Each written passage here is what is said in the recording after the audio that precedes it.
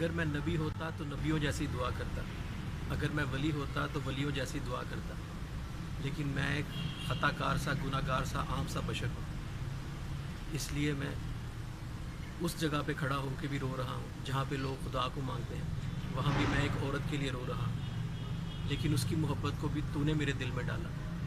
میرا اس میں کوئی قصور نہیں۔ یا تو اس کی محبت کو میرے دل سے نکال دے یا پھر مجھے اس سے ملا دے، نہیں تو میں ساری عمر روتا رہوں گا اس عورت کے لیے۔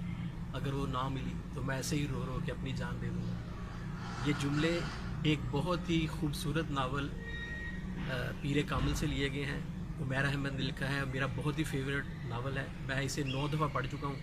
لیکن جب بھی میں پڑھتا ہوں مجھے ایک نئی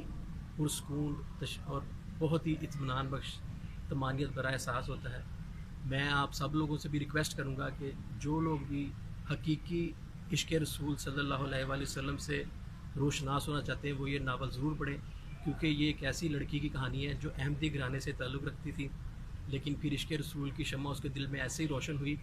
کہ وہ لڑکی جو دنیا کی سب سے مشہور آئی اسپیشلسٹ بننا چاہتی تھی، جس کا یہ خواب تھا،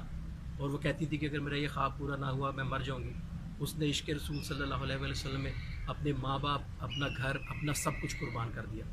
اس لڑکی کی یہ سٹوری ہے، اور یہ اتنی زبردست سٹوری ہے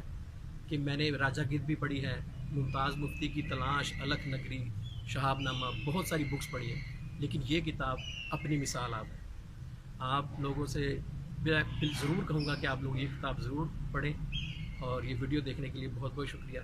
اپنا خیال رکھیے گا، اللہ حافظ۔